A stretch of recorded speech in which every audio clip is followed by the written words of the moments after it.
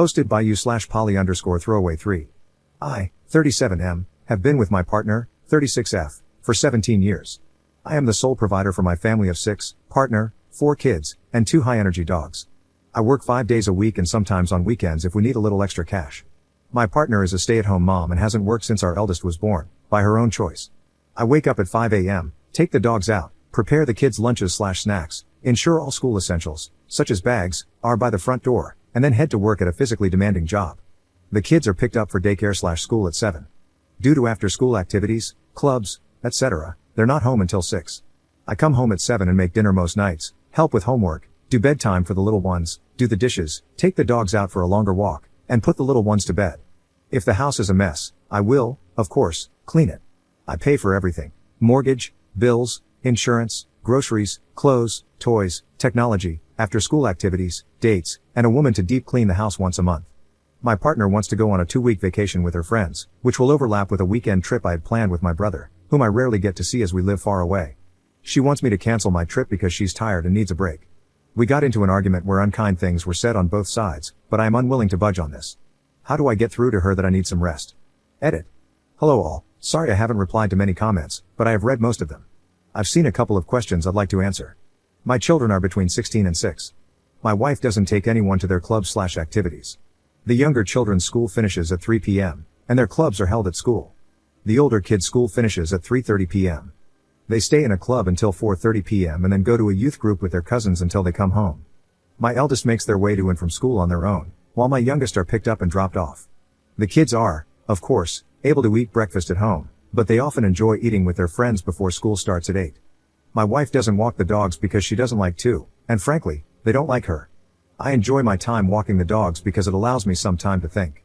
We have a large yard with dog houses, toys, and some agility equipment for them to use while I'm gone. They also get mental stimulation through Kongs and puzzle toys, which have been prepared and stored in the freezer.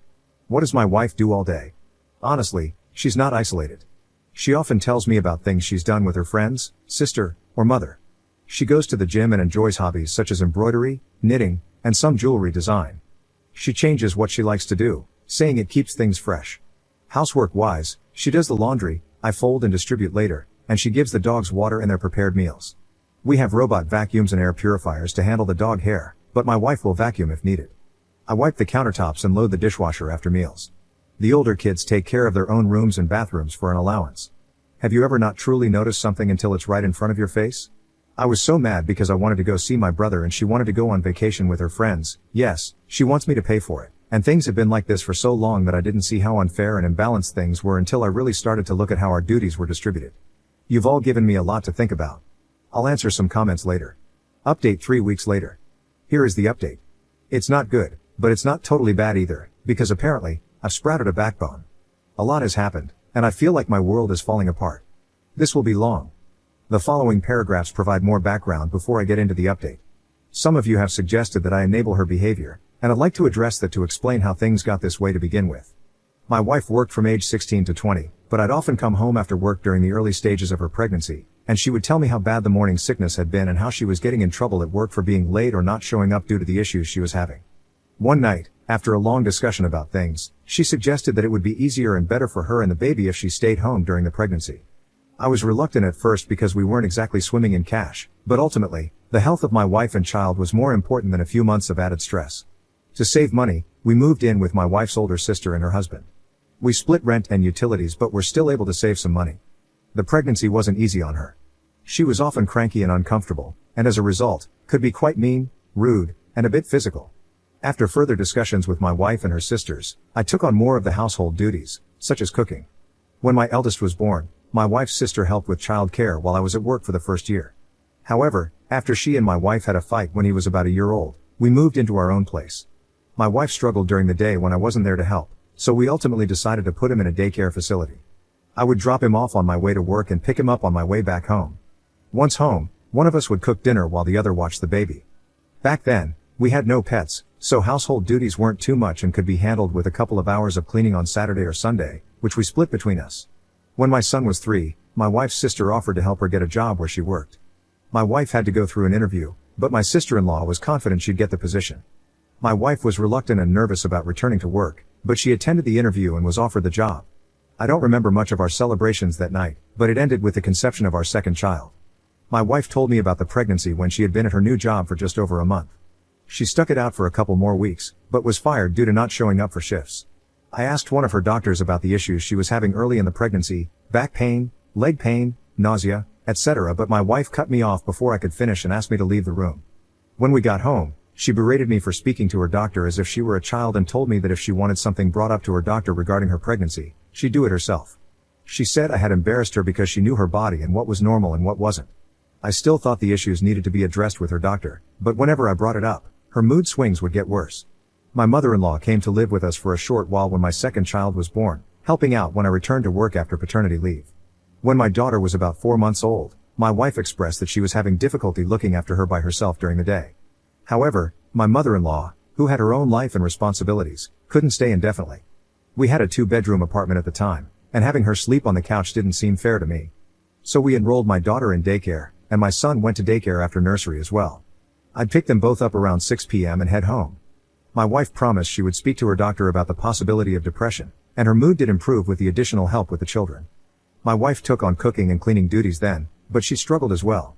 I would often come home to burned or ruined food, and I'd need to make something else anyway. So, I ended up cooking dinner most nights to avoid wasting food. During a weekend away for a friend's wedding, when my daughter was 5, I suggested that my wife go back to work. Both kids were in school by then, and I thought we could improve our lifestyle with 2 incomes. We had recently bought a house because the apartment was too small, and the children needed their own rooms. She seemed hesitant, which I understood after being out of work for so long, but she agreed. She applied for several positions but had no luck with interviews or callbacks. We found out she was pregnant with our third not long after that, and returning to work was put on hold again. The pregnancy was difficult, as expected, but once again, my mother-in-law came to stay when I had to return to work. She stayed for a while but eventually had to return to her own home. Before she left, my wife told me she feared she would struggle with our second daughter just as she had with the first. I tried to reassure her, but she seemed to become extremely depressed the moment her mother left. I would return home with the 8 and 5-year-old to a screaming baby and nothing done around the house. Her mood and actions affected the entire household. Reluctantly, I put our second daughter in daycare as well, but I told my wife she had to talk to her doctor and that we would no longer be having any more children. She was angry, and we had a huge fight about it. But I got a vasectomy, and she eventually accepted it. We've always used protection. My wife is on birth control, and I always use condoms, but given that it had already failed twice for us, when my first was conceived after my 21st, I was so drunk I don't think I wore one, and our second after celebrating her new job, and our third at our friend's wedding, I didn't want it to happen again. But obviously, the universe had other plans for us, and our third daughter was born 2 years after our second when we were celebrating a promotion I'd gotten at work. Obviously, this is a brief summary of events, and there have been several other moments over the years when I've suggested she go back to work. I thought I'd provide further background for those curious about how we got to where we are. Someone asked if my wife has had a break recently. She has never taken 2 weeks away before, but she goes away a couple of times every year for weekend trips with family and friends. The longest she's been gone is a week. In regards to the dogs and why they don't like her, it's because she doesn't like them. She thinks the mental stimulation I provide through Kong toys, games, puzzles, etc., is unnecessary, but freaks out if their energy levels are too high. One is a German Shepherd, which I was gifted for my birthday, and the other is a German Shepherd Malinois mix that my wife brought home because she thought our GSD needed a friend. Yes, they have been to training and were originally in doggy daycare for the first couple of years. Now, on to the update. As one of you suggested, I took a day off work. I genuinely wasn't feeling too good either, but I intended to speak to my wife about the situation while the children were at school. The kids all left for school by 7-ish, and my wife came downstairs at 11:45. She seemed very shocked to see me. She asked what I was doing at home, and I explained I took a sick day as I wasn't feeling well. The first words out of her mouth were, "But we need the money, you don't look that bad." I made a face, and she quickly asked what was wrong and if she could get me anything.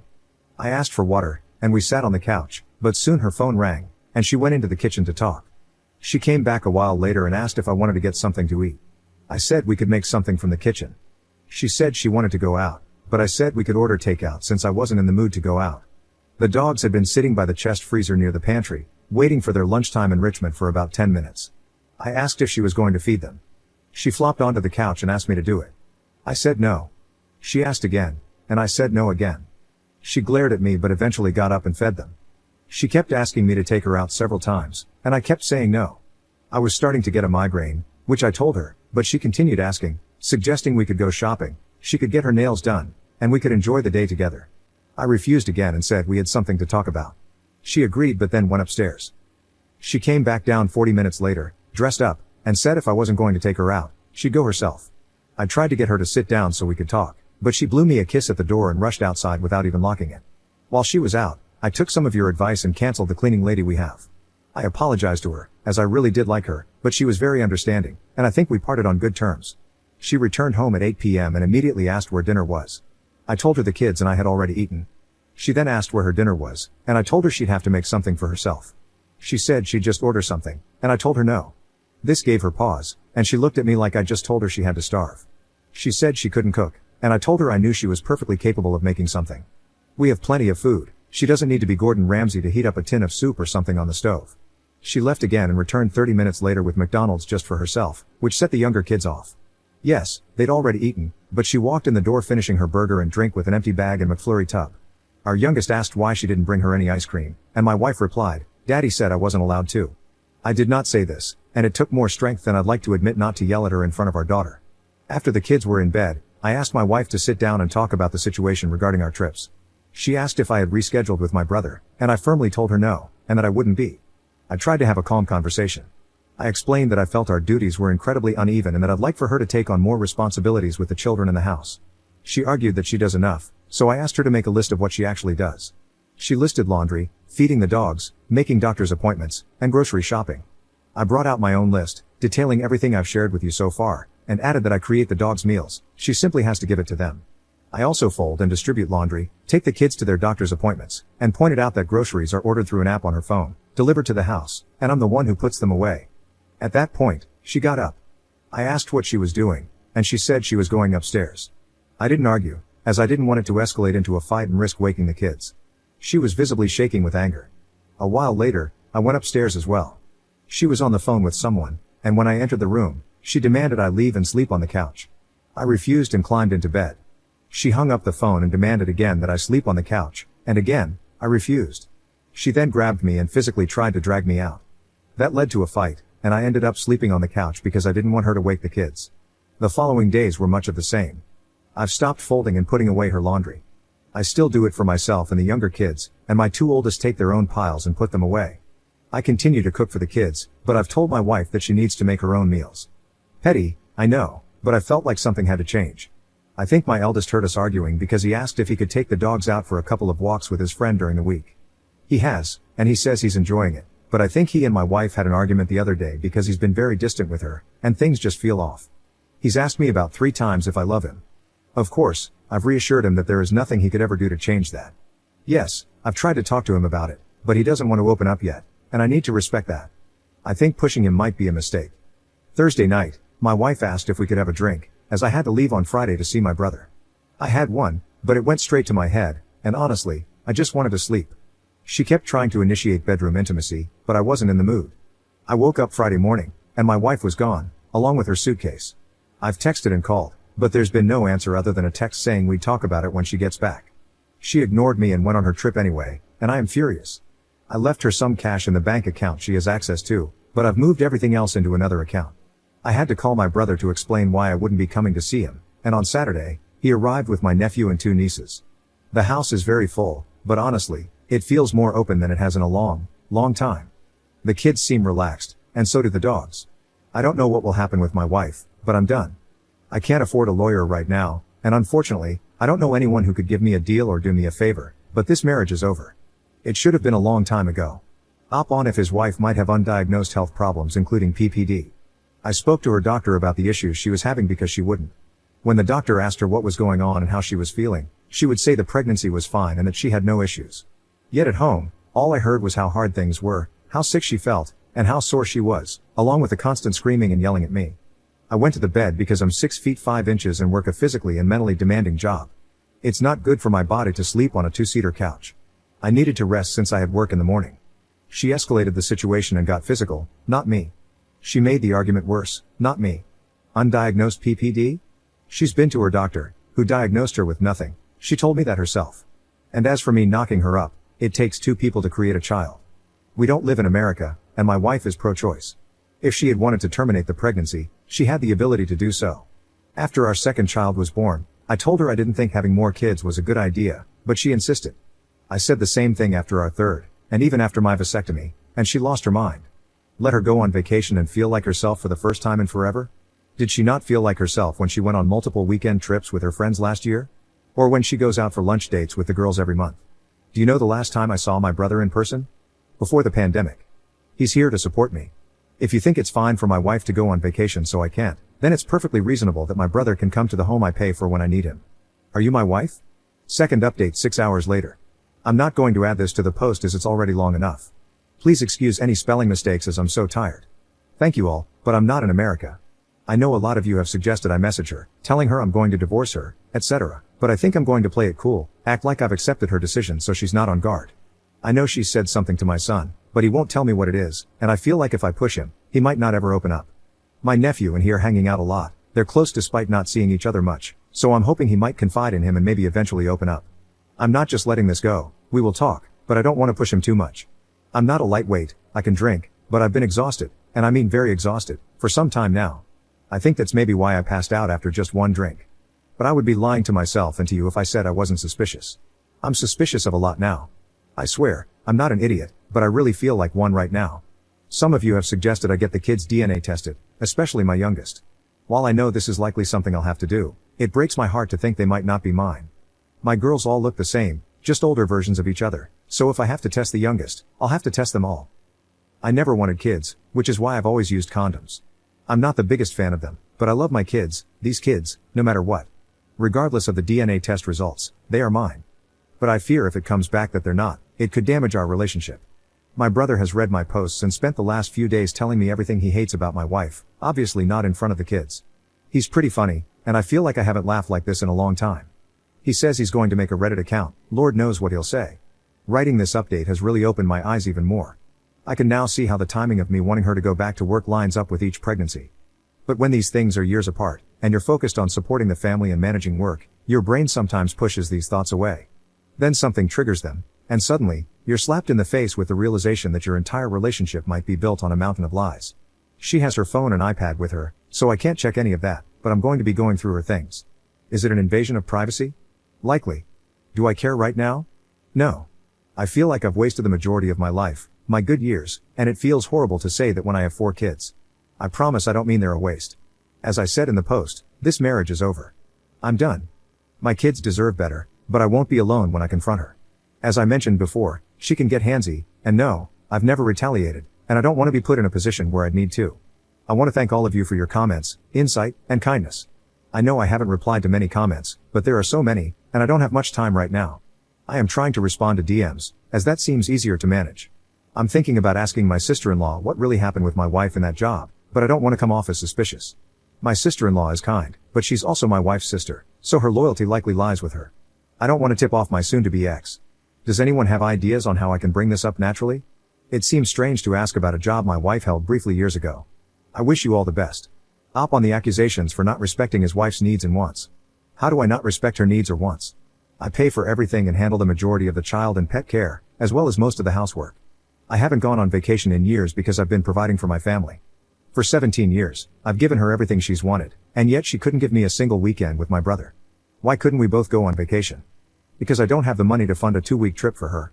I can't just leave my 16-year-old to care for 3 younger kids and 2 high-energy dogs. I couldn't take them with me either, because that would mean paying for multiple plane tickets, accommodations, food, and dog sitting or boarding for the dogs. Third update 1 month 3 weeks later. Hello all, I'm sorry it's taken so long to update. Things are not good. This update will be brief, but I'll try to do a longer one when things improve. Yes, we are separated and will be getting a divorce. My father-in-law has graciously offered to help. It's taken me a while to update because, as many of you suspected, some of the children aren't mine. My eldest, my son, is mine, but my 3 daughters are not. I found out not long after my first update, and while I thought I could handle the news, clearly my body couldn't. I had a heart attack. Thankfully, my brother was with me and called an ambulance. I am recovering, but it scared the hell out of me and my family. As some of you may remember, when my ex left for vacation, I took most of the money out of the account she used but left around $500 so she wouldn't be stranded. That money was gone in a few days. She used her own money, which she's been making from OF, to fund her trip. Yes, I'm serious. She has an OF account.